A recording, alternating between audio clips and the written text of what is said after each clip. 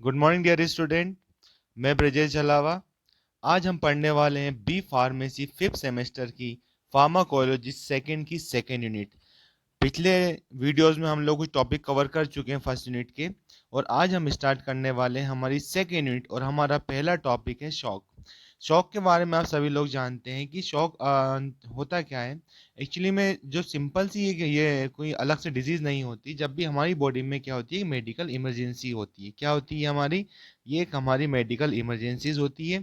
ये क्या होता है, जब बॉडी में इनसफिशियंट ब्लड फ्लो होने लगता है। कई बार क्या होता है, कुछ कारण हमारी बॉडी में बनते हैं जिसके कारण क्या होता है, बॉडी में इनसफिशियंट ब्लड फ्लो होता है।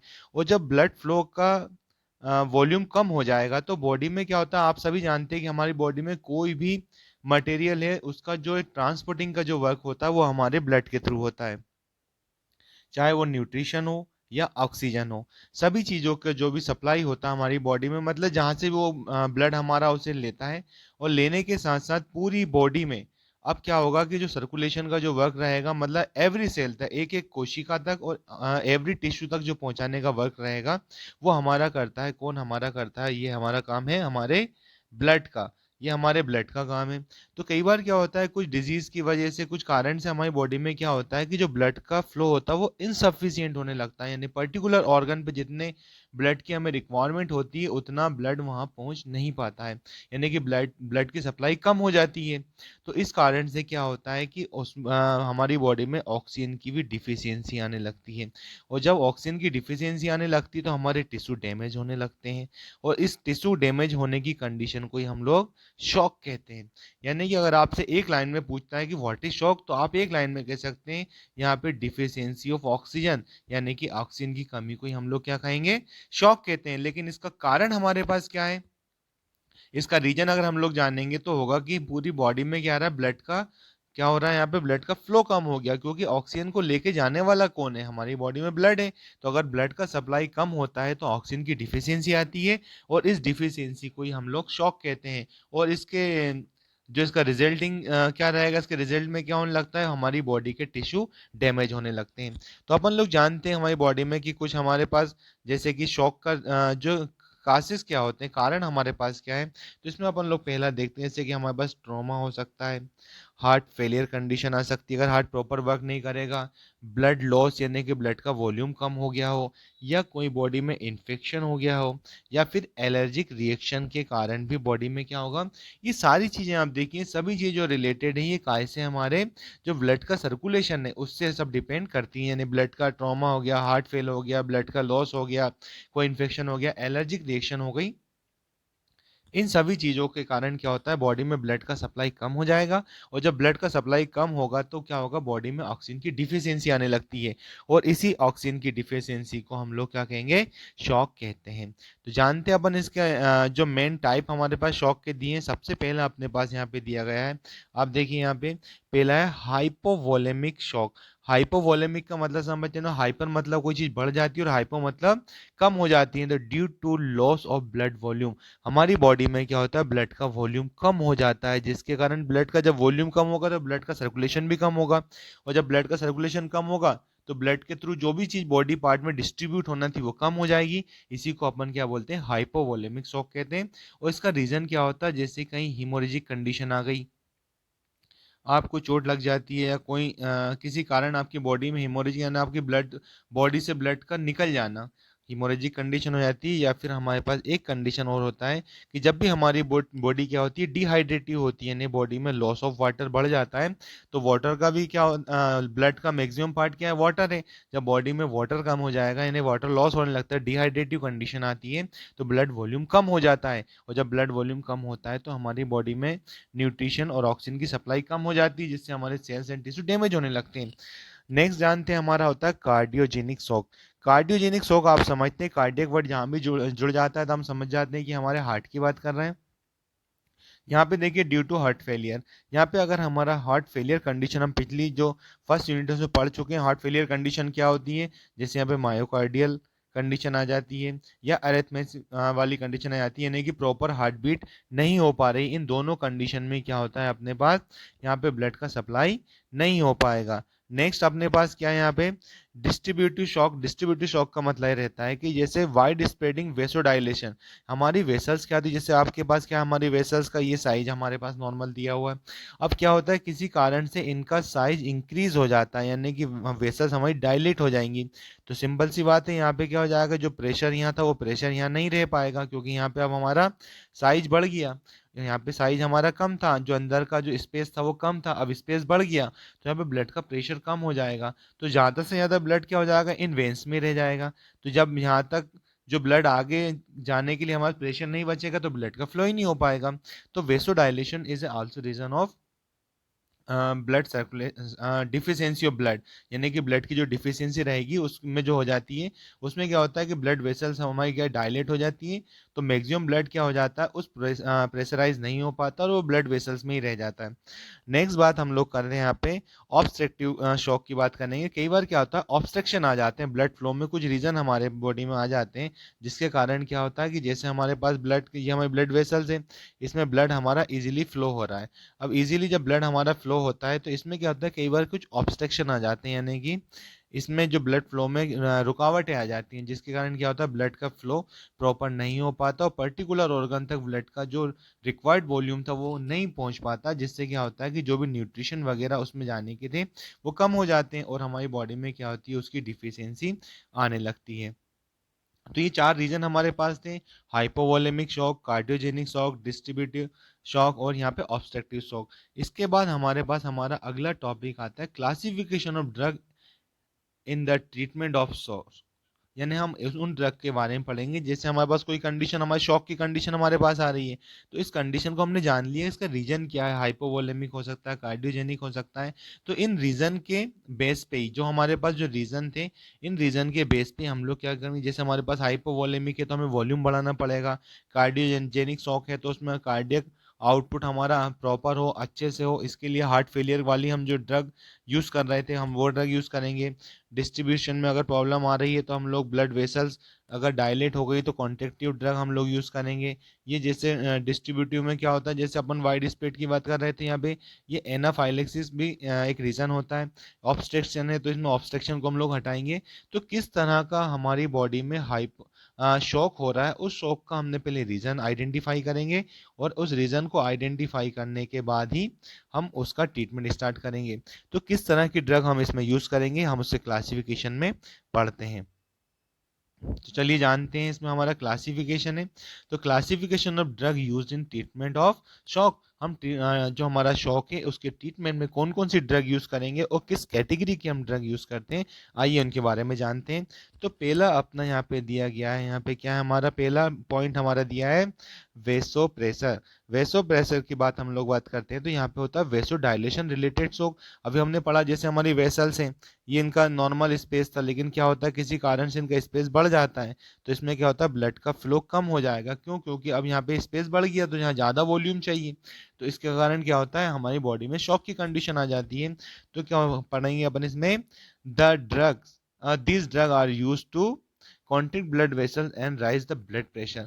हमें क्या कराएगा, ब्लड वेसल्स में क्या कराएगा, कॉन्ट्रेक्शन होगा, और जो ब्लड प्रेशर है उसको राइजिंग कंडीशन, मतलब ब्लड प्रेशर को इंक्रीज करेंगे, जिससे क्या होगा कि जो हमारी बॉडी में जो ब्लड की डिफिशियंसी थी वो ब्लड की डिफिशियंसी पूरी होगी, और उसके थ्रू जो भी बॉडी में हमारे न्यूट्रिशन है, ऑक्सीजन है, इनकी प्रॉपर सप्लाई होती रहे। इसमें हम लोग कौन कौन सी ड्रग यूज करते हैं, पहली अपनी ड्रग दी गई यहाँ पे नॉन एफिनेफ्रिन।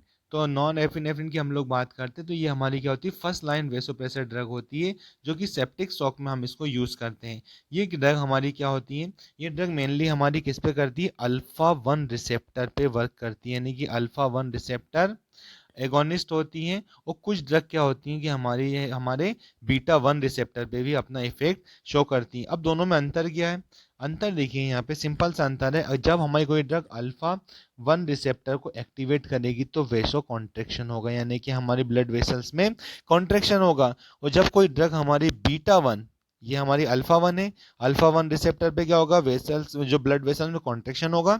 और जब हमारी ड्रग कोई बीटा वन रिसेप्टर पे काम करती है तो हमारी बॉडी में हार्ट रेट को इंक्रीज करता है। तो देखिए दोनों काम हमारे हो रहे हैं, एक तो हमारे पास क्या होता है, ब्लड वेसल्स का कॉन्ट्रेक्शन हो रहा है तो भी ब्लड प्रेशर इंक्रीज हो जाएगा। दूसरा हमारे पास क्या हो रहा है, हमारी हार्ट रेट भी इंक्रीज हो रही है, जिससे हमारे पास क्या हो जाएगा, ब्लड का प्रेशर ब्लड प्रेशर इंक्रीज हो जाएगा और ब्लड का फ्लो प्रॉपर होने लगता है। तो जो हमारी नॉन एपिनेफ्रिन ड्रग है ये हमारी क्या होती है, दोनों रिसेप्टर पे काम करेगी, लेकिन इसका जो मेन वर्क होता है वो हमारे अल्फा 1 रिसेप्टर पे होता है। दूसरा अपन यहाँ बात करते हैं यहाँ पे हमारी एपिनेफ्रिन ड्रग की हम लोग बात करेंगे। तो ये एपिनेफ्रिन ड्रग हमारी क्या होती है, किस कैटेगरी में आती है, ये हमारे पास जब कार्डियोजेनिक शॉक अगर हमारी बॉडी में हो रहा है, कार्डियोजेनिक शॉक में हमारी इस ड्रग का हम लोग यूज़ करते हैं, क्योंकि ये हमारी मेनली क्या होती है, हमारी एनाफाइलेक्सिस ड्रग कंडीशन जो होती है, जैसे कहीं भी आपकी बॉडी में एलर्जिक कंडीशन अगर हो जाती है तो ये उस पर हमारी बॉडी में काम करेगी, और ये ड्रग भी हमारी अल्फा और बीटा दोनों रिसेप्टर पे काम करती है, जिससे क्या होगा, वेसो कॉन्ट्रैक्शन भी होगा और हमारा हार्ट रेट भी इंक्रीज होने लगता है। नेक्स्ट हम लोग बात करेंगे यहाँ पे डोपामाइन की। डोपामाइन आप सब लोग पढ़ ही चुके हैं पिछली क्लास में, डोपामाइन क्या होता है। तो डोपामाइन के भी दो फंक्शन आपने सुने होंगे, जब ये क्या होता है लो डोज पे हम इसको लेते हैं, यानी कि लो डोज ऑफ डोपामाइन, तो इसमें क्या होता है, इट कॉजेज द वेसो डायलेशन। अगर आप डोपामाइन की जो ड्रग की जो क्वांटिटी हो, अगर आप लो डोज लेते हैं, यहाँ पे आप क्या हो गया, आपने इसको लो डोज पे लेंगे तो ये क्या करता है, वेसो डायलेशन यानी ब्लड वेसल्स को डायलेट कर देगा। लेकिन इसमें क्या होता है, जब इसका अपन हायर डोज पे जाते हैं, मतलब इसका डोज हम लोग इंक्रीज कर देंगे, तो उस कंडीशन में अपने पास क्या होता है, ये वेसो कॉन्ट्रेक्शन वर्क करने लगता है और हार्ट रेट को भी इंक्रीज करता है। आप सब ये डोपामाइन के बारे में पिछली क्लास में पढ़ ही चुके होंगे तो इसका जो मेन फंक्शन है क्या है, अगर यहाँ पे दोनों फंक्शन देता है, अगर हमें वेसो डायलेशन कराना है, यानी कि हमें ब्लड वेसल्स को डायलेट कराना है, इसका लो डोज दीजिए आप इसको, जो क्वांटिटी वो कम कर दीजिए ड्रग डोज की, तो इसमें क्या होगा, वेसो डायलेशन होने लगता है। और दूसरी कंडीशन क्या होती है, अगर हमें क्या करना है कि हमारे ब्लड वेसल्स को कॉन्ट्रेक्शन कराना है, तो अब इसका डोज इंक्रीज कर दीजिए, जिससे क्या होगा, यह वेसो कॉन्ट्रेक्शन भी हो जाएगा और साथ में क्या होता है, ये हार्ट रेट को इंक्रीज भी कर देगा। तो ये कार्डियोजेनिक शॉक में भी हमारा वर्क करता है। होती है एगोनिस्ट का मतलब आप सब लोग समझते हैं कि हमारी वे ड्रग जो कि क्या करती है, रिसेप्टर को एक्टिवेट करेंगी, तो यहाँ पे क्या हो जाएगा, हमारा ये अल्फा 1 को एक्टिवेट करेंगी और क्या आ जाएगा, treat to hypotension in case of distributive shock. यहाँ पे क्या हो रहा है कि जैसे हमारा क्या करेंगे, जब अल्फा 1 पे होगा तो अल्फा 1 हमारा क्या करता है, हमारी जो हार्ट रेट होती है उसको इंक्रीज करता है, और जब हार्ट रेट इंक्रीज करेगा यानी कि आपका जो हाइपोटेंशन है, हाइपोटेंशन वाली कंडीशन में आप इस ड्रग को यूज करेंगे, जिससे क्या होगा, ब्लड वॉल्यूम इंक्रीज करेगा। हाइपरटेंशन मतलब आप समझते हैं कि ब्लड प्रेशर इंक्रीज हो रहा है, हाइपोटेंशन मतलब ब्लड का जो प्रेशर है वो डिक्रीज हो रहा है, तो ये क्या करता है, हमारी बॉडी में ब्लड प्रेशर को मेंटेन करता है। नेक्स्ट कंडीशन अपने पास आती है, ये एक कैटेगरी अपनी होगी। दूसरी कैटेगरी ड्रग की अगर हम लोग बात करेंगे तो यहाँ पे आते हैं अपने इनोट्रॉप्स। इनोट्रॉप्स क्या होते हैं, अपने कार्डियक आउटपुट इन कार्डियोजेनिक शॉक। ये ड्रग क्या रहेंगी, हमारे कार्डियक आउटपुट को बढ़ाती हैं। तो हमारे कार्डियक आउटपुट को बढ़ाने वाली ड्रग अपनी क्या कहलाती है, इनोट्रॉप्स कहलाती हैं, क्योंकि ये ड्रग जो मेनली, ये ड्रग का मेन वर्क क्या होता है अपनी बॉडी में हार्ट रेट को इंक्रीज करने का होता है। इनोट्रॉप्स का मतलब ही क्या होता है कि ऐसी ड्रग जो कि आपकी बॉडी में क्या करेंगी, आपके हार्ट रेट को इंक्रीज करेंगी, और हार्ट रेट को इंक्रीज करने के साथ साथ आपके कार्डियक आउटपुट को भी बढ़ाती है। तो इन्हीं ड्रग को अपन लोग कहाँ में यूज करेंगे, कार्डियोजेनिक शॉक में यूज करते हैं। तो पहली ड्रग अपनी देखते हैं, इसमें हमारी पहली ड्रग क्या आती है अपनी, यहाँ पे आती है अपनी डोब्यूटामिन। डोब्यूटामिन की ड्रग हम लोग बात कर रहे हैं यहाँ पे। तो ये अपनी जो ड्रग रही है करती है, ये ड्रग आपको पता ही है कहाँ वर्क करेगी, ये हमारे बीटा 1 एगोनिस्ट होती है, और बीटा 1 एगोनिस्ट ड्रग है तो क्या करेगी, इंक्रीज हार्ट रेट, और जब हार्ट रेट इंक्रीज होगी तो क्या हो जाएगा, आपका ब्लड प्रेशर इंक्रीज हो जाता है, और जब ब्लड प्रेशर इंक्रीज होता है तो आपकी बॉडी में ब्लड का सप्लाई बढ़ जाता है, जिससे क्या होगा, जब ब्लड का सप्लाई होगा तो अदर जो हमें ऑक्सीजन की डिफिशियंसी थी वो कंप्लीट होने लगती है। नेक्स्ट कैटेगरी की अपन लोग बात करते हैं, इसमें हमारी जो अगली ड्रग आती है वो क्या आती है अपनी, मिलरिनॉन। यहाँ पे मिलरिनॉन ड्रग की अपन लोग बात कर रहे हैं। तो मिलरिनॉन ड्रग क्या होती है, यहाँ पे अपने फॉस्फोडाइएस्टर इनहिबिटर्स होते हैं। ये क्या होती है अपनी ड्रग, इसको देखिए, फॉस्फोडाइएस्ट्रेस इनहिबिटर होती है। अपना जो एक एंजाइम होता है, कौन सा, फॉस्फोडाइएस्ट्रेस जो एंजाइम होता है, इसको इनहिबिट करती है, जिससे क्या होता है कि आपकी ब्लड वेसल्स जो रहेगी उसकी कॉन्ट्रेक्टिविटी क्या हो जाती है, यहाँ पे बढ़ जाती है, और क्या हो जाएगा, यहाँ पे आपकी बॉडी में कैल्शियम लेवल भी आपका इंक्रीज होने लगता है। इसके डबल फंक्शन हो गए, increasing the intercellular calcium level. ये क्या करता है, कॉन्ट्रेक्टिविटी कैसे बढ़ेगी, जैसे अपनी ब्लड वेसल्स है, ये डायलेट कंडीशन में थी, तो इनको हमें क्या कराना है कि कॉन्ट्रेक्शन बढ़ाना है, और कॉन्ट्रेक्शन बढ़ाने के लिए सबसे अच्छी चीज़ होती है कि आपकी बॉडी में कैल्शियम चैनल क्या होना चाहिए, ओपन होना चाहिए, या फिर आपकी इंट्रासेलुलर फ्लूइड में क्या होना चाहिए, कैल्शियम आयन का कंसंट्रेशन बढ़ना चाहिए। तो यहाँ पे क्या हो जाएगा, ये इंक्रीज करता है, क्या करता है अपनी बॉडी में, इंट्रासेल्यूलर कैल्शियम लेवल को इंक्रीज करता है। इंट्रासेल्यूलर कैल्शियम लेवल को क्या कर देगा, इंक्रीज करेगा, और जिससे क्या होगा कि आपकी बॉडी की कॉन्ट्रेक्टिविटी यानी कि हार्ट की कॉन्ट्रेक्टिविटी बढ़ जाएगी, मसल जो अपनी ब्लड वेसल्स है उनमें भी कॉन्ट्रेक्शन होगा यानी वेसो कॉन्ट्रेक्शन हो जाएगा, और आपका ब्लड प्रेशर इंक्रीज हो जाएगा। और ये सब चीज़ें हम लोग कब देते हैं, जब हार्ट फेलियर कंडीशन आती है, हार्ट प्रॉपर वर्क नहीं कर पा रहा है, ब्लड पंप नहीं कर पा रहा है, या ब्लड वॉल्यूम कम हो रहा है, उस कम में हम लोग इस तरह की ड्रग यूज़ करते हैं। नेक्स्ट ड्रग अपनी आप पढ़ चुके हैं हम लोग, डोपामाइन। डोपामाइन का हमने अभी पढ़ा था कि जब इसका क्या होता है, लो डोज होता है तो वेसोडाइलेटर होता है, लेकिन जब इसका हाई डोज होता है तो हमारे पास क्या रहेगा, ये वेसो कॉन्ट्रेक्शन देता है, जिसमें एट हाई डोज यानी 5 to 10 माइक्रोग्राम पर केजी पर मिनट के हिसाब से अपने इस ड्रग को यूज़ करते हैं। और इससे क्या होगा, ये हमारी इनोट्रोपिक इफेक्ट देता है यानी कि हमारी हार्ट रेट इंक्रीज करता है, और कार्डियक आउटपुट भी बढ़ता है, जिससे हमारे पास क्या रहेगा कि जो हमारे ब्लड का जो वॉल्यूम कम हो रहा था, जो ऑक्सीजन डिफिशियंसी हो रही थी, वो हमारी बढ़ जाती है। नेक्स्ट टॉप कैटेगरी अपने पास यहाँ पे आती है फ्लूइड थेरेपी। फ्लूइड थेरेपी आप लोग समझते हैं कि जैसे हम लोग आईवी वगैरह सलाइन यूज़ करते हैं, इसका मेन क्या होता है कि जैसे अगर आपकी बॉडी डिहाइड्रेटिव हो रही है यानी कि आपकी बॉडी में जो वाटर लॉस हो गया है, और जब वाटर लॉस हो गया तो ब्लड का जो मैक्सिमम पार्ट क्या होता है, वाटर होता है। तो आपकी बॉडी में अगर ब्लड वाटर लॉस हो रहा है तो आपका ब्लड वॉल्यूम भी कम हो जाएगा, और जब ब्लड वॉल्यूम ही कम हो जाएगा तो बॉडी में सर्कुलेट क्या होगा, तो इस बॉडी जो हमारा ब्लड वॉल्यूम है इसे इंक्रीज करने के लिए हम लोग क्या करते हैं, फ्लूइड थेरेपी यूज करते हैं। इसमें हम लोग क्या करते हैं, पहला हमारा दिया यहाँ पे क्रिस्टलॉइड यूज़ करेंगे, यानी कि अपने पास यहाँ क्या होगा, हम लोग इसमें सलाइन यूज़ करते हैं, और सलाइन भी क्या यूज़ करते हैं, 0.9% सोडियम क्लोराइड या रिंगर लेक्टेट कॉमनली यूज अपन इस तरह की ड्रग यूज़ करते हैं। नेक्स्ट अपने पास टॉपिक आता है, अपने कोलाइड्स यूज़ करते हैं। कोलाइड्स की बात हम लोग करते हैं तो कोलाइड क्या होते हैं, अपने सॉल्यूशन होते हैं जिनमें क्या होता है, अपना एल्ब्यूमिन वगैरह होता है, डेक्सट्रेन होता है।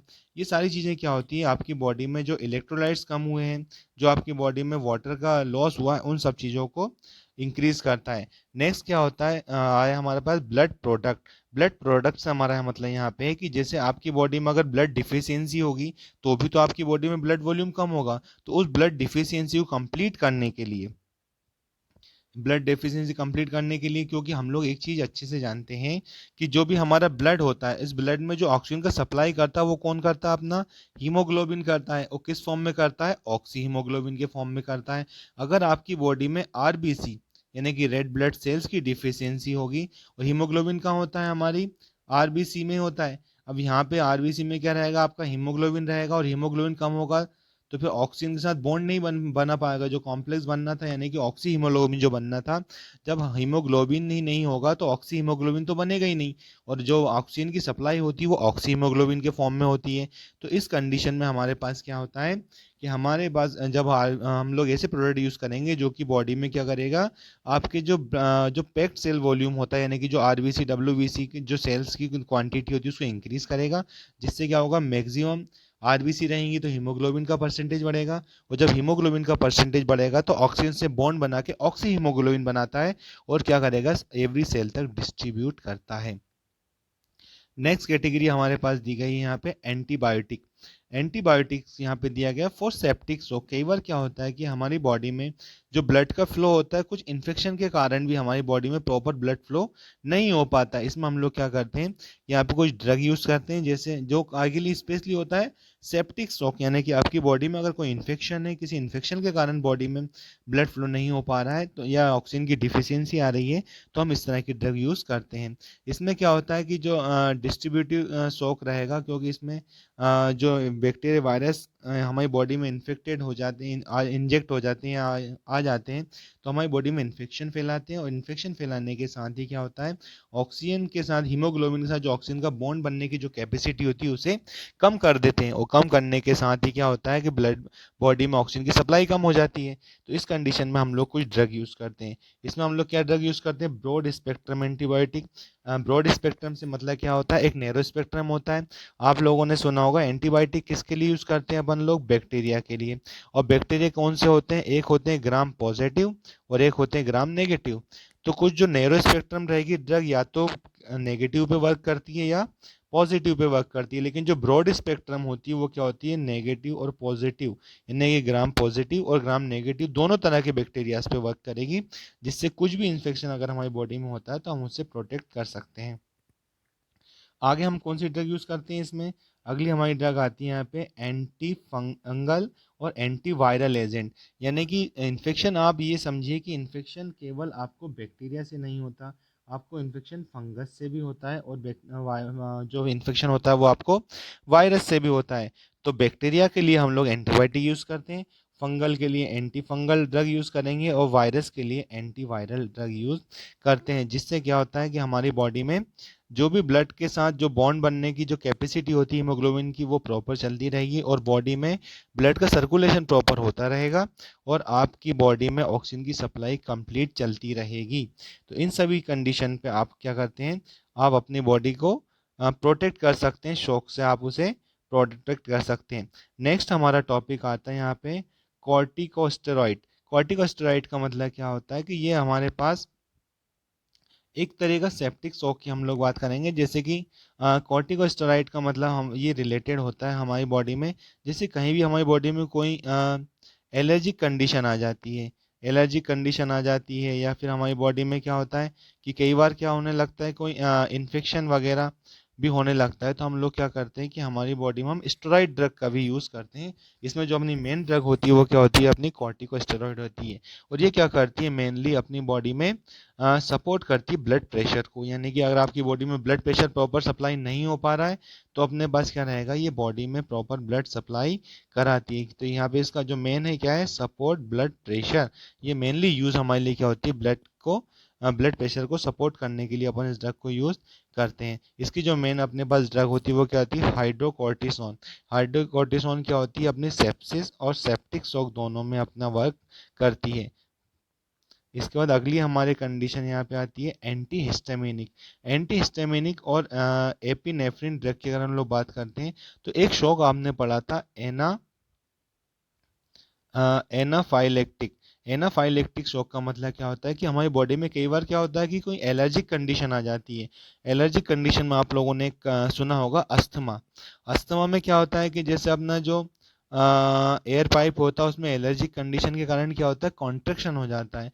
तो ये केवल हमारी एयर पाइप में नहीं होता, हमारी बॉडी में कहीं भी एलर्जिक कंडीशन होती है या हमारे ब्लड वेसल्स में भी कोई हमारे पास बैक्टीरिया वायरस इन्फेक्शन करता है जिससे हमारी बॉडी में एलर्जिक कंडीशन आती है, यानी कि आपकी बॉडी में हिस्टामिन रिलीज होता है। एलर्जिक कंडीशन यानी कि आपकी बॉडी में हिस्टामिन का रिलीजिंग स्टार्ट हो गया है, तो वो हिस्टामिन आपकी बॉडी में क्या करता है? एलर्जिक कंडीशन करता है। तो उस कंडीशन में आके हमारे पास क्या होता है कि अब हमारी बॉडी में क्या होगा? अगर ब्लड वेसल्स में अगर हिस्टामिन आके वर्क कर रहा है तो उसमें कॉन्ट्रेक्शन करा देगा, वो डायलेशन करा देगा, या फिर एनी अदर कंडीशन आपका कोई ऑब्स्ट्रक्शन आ जाता है। बहुत तरह की कंडीशन हमारे पास होती है। तो उस कंडीशन में अपन लोग क्या करते हैं? एंटी हिस्टामिनिक ड्रग यूज करेंगे, क्योंकि ये किसके कारण हो रहा है? हिस्टामिन के कारण हो रहा है। वो कौन सी कंडीशन बन रही है अपनी हिस्टामिन के कारण? हिस्टामिन के कारण कंडीशन बन रही है अपनी एनाफाइलेक्टिक शॉक वाली बन रही है। तो इसमें हम लोग क्या करेंगे? एंटी हिस्टामिनिक ड्रग का यूज़ करते हैं। एंटी हिस्टामिनिक ड्रग आप पढ़ चुके होंगे पहले, जैसे यहाँ पे दिया एपिनेफ्रिन ड्रग, ये फर्स्ट लाइन ड्रग होती है, और एनाफाइलिस हम अभी ऊपर भी पढ़ चुके हैं इससे पहले भी। और ये क्या करता है? हिस्टामिन रिलीज को ही इफेक्ट करता है, जिससे हमारी क्या होता है? वेसोडाइलेशन और कॉन्ट्रेक्शन को ये हमारा इफेक्ट करता है। तो यहाँ पे हमारे पास एंटी हिस्टामिनिक ड्रग यूज़ करेंगे। नेक्स्ट हमारे पास क्या दिया है यहाँ पे? डाइफेनिहाइड्रामिन। ये हमारे पास क्या होती है? ये भी एक हमारी एंटी हिस्टामिनिक ड्रग होती है। यानी कि इस चैप्टर की अगर हम लोग बात करते हैं तो इस कैटेगरी में सभी हम लोग क्या पढ़ेंगे? एंटी हिस्टामिनिक ड्रग यूज़ करते हैं। जैसे यहाँ पे कॉर्टिको स्टेरॉइड, इन सम केस हम लोग बात करते हैं कॉर्टिको स्टेरॉइड लाइक, जैसे प्रेडनी सोन ड्रग का यूज़ करते हैं। प्रेडनिसोलोन इंजेक्शन वगैरह टेबलेट्स आप मार्केट में इजीली अवेलेबल हो जाती हैं, आप लोग देखते होंगे, जो कि क्या करते हैं बॉडी में रिड्यूस करते हैं इन्फ्लामेशन को रिड्यूस करेंगे, यानी कि अगर आपके में बॉडी में कहीं इन्फ्लामेशन है तो आपकी बॉडी में जो ब्लड फ्लो रहेगा उसका ऑब्स्ट्रक्शन आने लगता है। जैसे कि अपन लोग बात करते हैं कि यहाँ पे हमारी ब्लड वेसल्स है, अब ये ब्लड वेसल्स में ब्लड फ्लो ईजी हो रहा है, लेकिन इन्फ्लामेशन के कारण क्या होता है, इस पर दबाव पड़ेगा, और दबाव पड़ने से क्या हो जाता है, यहाँ पे ब्लड का फ्लो प्रॉपर नहीं होता है, जिससे ऑब्स्ट्रक्शन आने लगते हैं। अब जब यहाँ पे ब्लड का फ्लो प्रॉपर नहीं हो पाएगा, जगह कम हो गई, तो यहाँ ब्लड की सप्लाई कम हो जाएगी, और यही हमारी शॉक की कंडीशन बनती है। तो इस तरह से क्या होते हैं, हम लोग इस तरह की ड्रग यूज़ करते हैं जो कि अपनी बॉडी में क्या करते हैं, इन्फ्लामेशन को रिड्यूस करते हैं, यानी कि एंटी इन्फ्लामेटरी एजेंट की तरह वर्क करते हैं और बॉडी को प्रोटेक्ट करते हैं। इसके बाद हमारे पास अदर दिया है यहाँ पे, अदर सपोर्टिव मेजर दिया है यहाँ पे। तो सब अदर सपोर्टिव का मतलब ये होता है कि आपकी बॉडी में हम लोग शॉक के बारे में अभी तक पढ़ के जान चुके हैं कि ये शॉक क्या है, यहाँ पे डिफिशियंसी ऑफ क्या है, डिफिशियंसी ऑफ ऑक्सीजन। तो अगर आपकी बॉडी में ऑक्सीजन की प्रॉपर सप्लाई नहीं हो पा रही है, तो उसमें अपन लोग क्या करते हैं कि यहाँ पे अपन हाई फ्लो ऑक्सीजन यूज़ करते हैं। जैसे आप लोगों ने देखा होगा कि डॉक्टर वगैरह जब हॉस्पिटल जाते हैं, ऑक्सीजन नहीं ले पा रहे हैं, तो एक मास्क लगा के आपको प्रॉपर ऑक्सीजन देते हैं, क्योंकि अभी हम जो इन्वायरमेंट से लेते हैं वो क्या होता है, मिक्स गैस होती है, उसमें से भी हमारी बॉडी में लंग्स में जाके क्या होता है कि ऑक्सीजन का अलग बॉन्ड बना के हीमोग्लोबिन सप्लाई करता है, मतलब बहुत सारी गैसों में से हमें छटनी करना पड़ती है। लेकिन अब हमारे पास क्या है कि हम प्रॉपर क्या करेंगे, हाई कॉन्सेंट्रेशन ऑक्सीजन का सिलेंडर यूज़ करेंगे, जिसमें क्या है प्रॉपर ऑक्सीजन ही होती है। तो आप जब जो सांस के थ्रू अंदर जा रहा है वो सिर्फ आपकी बॉडी में क्या जा रहा है, ऑक्सीजन ही जा रहा है। दूसरा क्या अपने पास, जैसे कि मैकेनिकल वेंटिलेशन अपन लोग यूज़ करते हैं, इसमें क्या होता है कि डायरेक्ट आपकी बॉडी में हाइपोक्सिया वाली अगर कंडीशन आ रही है, तो डायरेक्ट आपके लंग्स में क्या करते हैं, ऑक्सीजन की सप्लाई कर देते हैं। नेक्स्ट हमारे पास क्या दिया है यहाँ पे, पॉजिटिव प्रेशर वेंटिलेशन। यही क्या हमारे पास, जैसे कि कार्डियोजेनिक्स, जब हमारे पास क्या होता है, कई बार हमारा रेस्पिरेटरी सिस्टम फेल हो जाता है, यानी कि रेस्पिरेटरी सिस्टम फेल होने से क्या होता है कि जब पेशेंट है वो शॉकिंग कंडीशन में आके सांस भी नहीं ले पाता है, तो उसको क्या करते हैं अपन लोग, ऑब्स्ट्रक्शन आ गया है कहाँ पे, अभी कार्डियोजेनिक शॉक हो गया, तो इसमें क्या होता है, जब प्रॉपर ऑक्सीजन सांस ले ही नहीं पा रहा पेशेंट, तो उस कंडीशन में हम लोग क्या करते हैं, उसे ऑक्सीजन की सप्लाई लंग्स तक डायरेक्ट हम लोग कर देते हैं, यानी कि रेस्पिरेशन अगर उसका रेस्पिरेटरी सिस्टम उसका फेल हो चुका है, तो अपन लोग क्या करते हैं, पॉजिटिव प्रेशर वेंटिलेशन की हम लोग बात करते हैं। आप लोगों ने देखा होगा कि एक नली लगा दी जाती है नाक के अंदर तक, जो कि क्या करता है, आपके लंग्स में डायरेक्ट एयर पास करने लगती है। तो इस कंडीशन से हम लोग क्या करते हैं, शॉकिंग कंडीशन में हम लोग खुद को प्रोटेक्ट कर सकते हैं। तो आज के वीडियो में इतना ही। वीडियो कैसा लगा कमेंट्स करके हमें ज़रूर बताइएगा।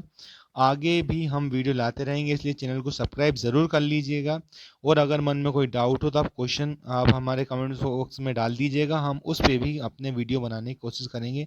तब तक के लिए धन्यवाद।